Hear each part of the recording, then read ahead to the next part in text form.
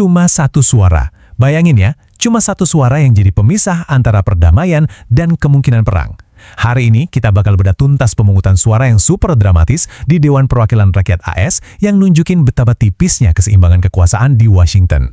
Jadi, inti masalahnya gini, ada sebuah resolusi yang diajukan untuk ngerem sedikit wewenang militer presiden. Ini tuh sebetulnya langkah berani dari Kongres buat negasin lagi, kita juga punya suara loh soal perang dan damai. Tapi ya gitu deh, dalam momen yang super tegang, usaha ini malah gagal. Tipis banget di garis finish. Dan angkanya ini nunjukin betapa tipisnya perbedaan itu. Resolusinya gagal cuma gara-gara selisih satu suara. Nah, pertanyaannya, kok bisa sih voting sepenting ini hasilnya setipis itu? Oke, biar ngerti kita harus tahu dulu, emangnya apa sih yang mereka votingin ini? Jadi, ini tuh namanya resolusi wewenang perang. Anggap aja ini semacam senjatanya Kongres buat bilang, hey, soal aksi militer, kita juga punya hak ngomong sesuai konstitusi. Oke, sekarang kita bedah angkanya. Kenapa kok hasilnya bisa setipis silet gitu? Bisa dilihat di sini ya, hasilnya super ketat. 214 nolak, 213 dukung. Perlu diingat, di DPR Amerika, kalau hasilnya seri aja itu dianggap gagal. Jadi ya ini jelas kurang suara buat lolos. Nah, yang bikin voting ini menarik, walaupun kelihatannya hampir semua orang milih sesuai partainya, ternyata ada beberapa orang yang nyebrang, dan suara mereka inilah yang jadi penentu. Kuncinya di sini adalah voting kali ini tuh jauh lebih sengit dibanding voting yang mirip bulan Maret lalu. Kenapa? Ya karena ada beberapa anggota yang ganti pilihan. Tepatnya ada 3 orang Demokrat nih, Cuellar, Landsman, sama Vargas, yang bulan lalu nolak resolusi.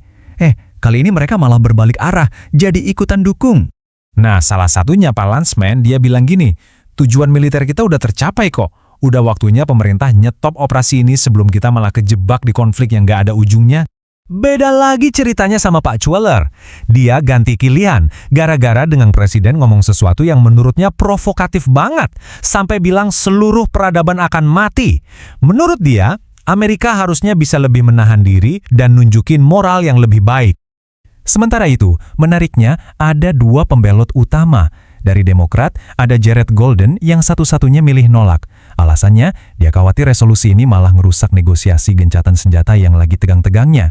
Nah, sebaliknya, dari Republikan, cuma Thomas Massie yang milih dukung. Dia justru setuju sama Demokrat buat ngebatasin kekuasaan presiden. Tadi kan disebut soal negosiasi ya sama Pak Golden. Emangnya negosiasi apa sih? Nah, yuk kita lihat konteks besarnya. Jadi, voting ini tuh nggak terjadi tiba-tiba. Kalau kita lihat lini masanya ya, semua ini berawal dari resolusi yang mirip yang ditolak tanggal 5 Maret. Terus suasana makin panas di awal April pas Presiden Trump ngasih peringatan keras ke Iran. Di tengah-tengah itu semua ada gencatan senjata sementara, tapi negosiasinya alot banget dan deadline-nya tanggal 22 April. Voting yang kita bahas ini terjadi persis di tengah situasi genting itu tanggal 16 April. Jadi kebayangkan tekanannya kayak apa?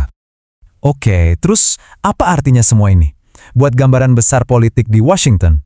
Walaupun resolusinya gagal, selisih yang makin tipis ini nunjukin sesuatu yang penting. Ada perlawanan yang makin kuat dan solid di Kongres terhadap keterlibatan militer yang sekarang.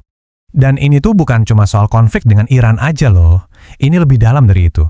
Ini soal perdebatan abadi di Amerika. Sebenarnya siapa sih yang punya kuasa buat nyatain perang? Presiden atau Kongres?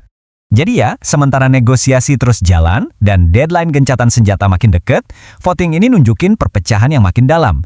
Pertanyaannya sekarang bukan lagi apakah Kongres bakal nantang presiden soal perang, tapi kapan mereka bakal berhasil.